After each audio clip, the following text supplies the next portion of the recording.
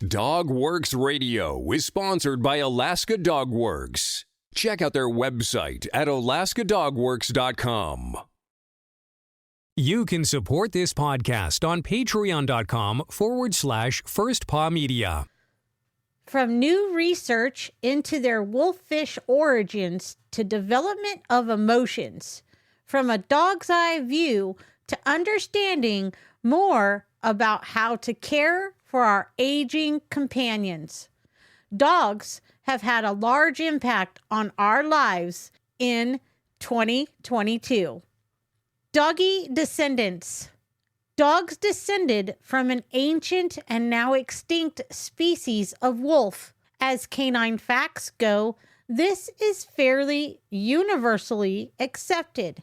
When it comes to understanding other details of their evolution, such as when and how dogs became so diversified in size, form, and ability, however, researchers are still actively sniffing out the clues. By looking at the lower jaw bones of dogs found in archaeological sites around Western Europe and Romania, dated between 8100 BCE and 3000 BCE, scientists were able to compare the variations and sizes in dogs, dingoes, and both ancient and modern wolves. Surprisingly, the researchers found a lot of diversity in dog shapes and sizes, tracing as far back to the late Stone Age in Europe. Although extremes in skull size and shape at either end of the scale, think Chihuahua,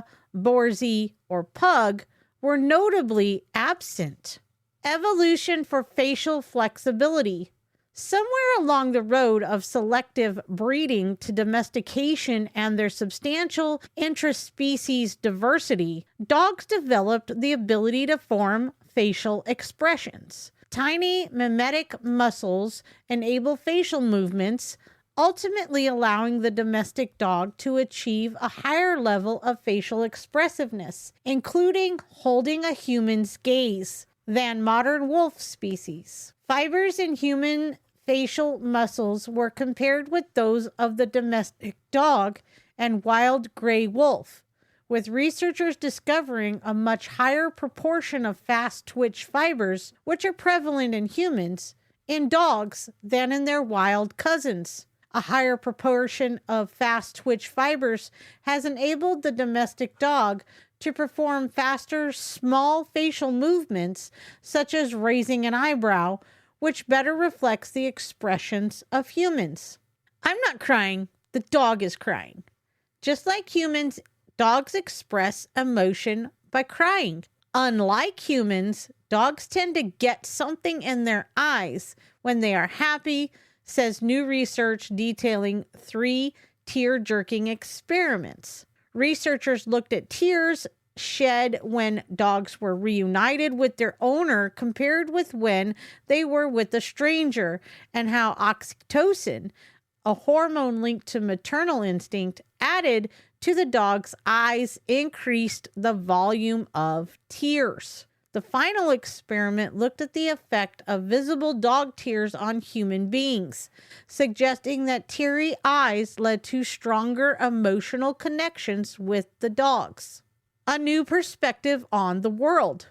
Functional magnetic resonance imaging, or MRIs, has teamed up with machine learning to bring a dog's eye view of the world.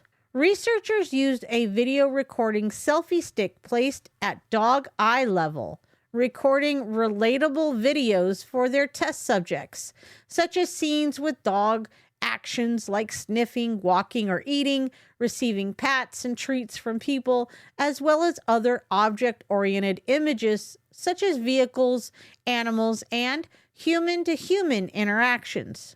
By employing machine learning algorithms of MRI data, researchers could reconstruct how the dog's brain responded to the content they were shown.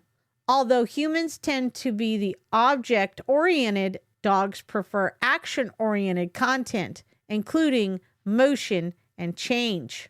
When Fido becomes barking mad with age, A large longitudinal study of aging in dogs in the United States has added to our understanding of canine cognitive dysfunction, or CCD, or basically doggy dementia, and how health, aging, and physical activity might play a role in their development. Researchers have discovered that for every year of their life after age 10, the chance of your dog developing CCD increases by up to 68%. The data included some 15,000 dogs and their owners, with researchers also uncovering a correlation between inactivity in dogs and their susceptibility to developing CCD. Before we end the show, let's press pause for a sec. Maybe ask yourself, why did this resonate with me? What aspect of my relationship with my canine buddy could I apply this to? And what am I going to do differently this week to make my dog's training a little easier? So take some time to mull it over, talk it out with a family member or trusted friend, put some ideas down in your training journal, and then check back next week for our next episode.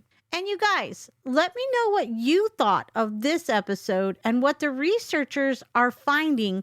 I found it most interesting about the CCD. Let me know your thoughts on this episode.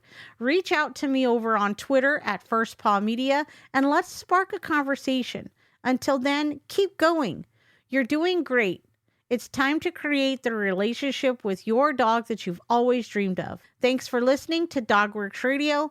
Find the show notes for this episode and all others at alaskadogworks.com. And if you know someone in your life who needs help with their dog's training, be a hero and share our podcast with them.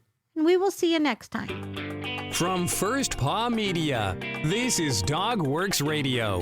We hope you enjoyed this podcast, and we invite you to subscribe in Apple Podcasts, Spotify, Stitcher, or wherever you get your podcasts. You'll find a link on the episode notes. You can tap or swipe on the episode cover art, and you'll see some offers from our sponsors. You can support our show by supporting them. If you like what you have heard, we would love it if you could give us a 5-star rating and tell your friends how to subscribe too. Your hosts are Robert and Michele Forto.